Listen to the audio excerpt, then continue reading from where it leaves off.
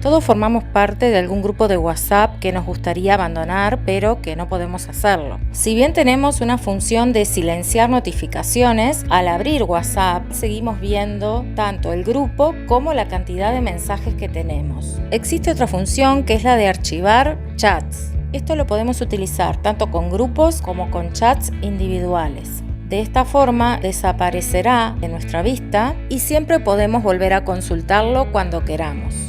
Para activar esta función, abriremos WhatsApp, seleccionaremos el chat o el grupo que queremos archivar y vamos a ver arriba esta carpeta con una flecha y pulsaremos en ella. Al pulsar, automáticamente se archiva ese chat y se nos crea aquí arriba esta carpeta de chats archivados. Si entramos en la carpeta, vamos a ver todos los grupos o chats que tenemos archivados con las notificaciones de los mensajes pendientes de leer. Podremos abrir el chat para revisar los mensajes y también podremos desarchivarlo de la misma forma que lo archivamos, pulsando sobre él, y en este caso tendremos una flecha en el otro sentido que hará que este chat vuelva a aparecer en la lista abierta con el resto de los chats.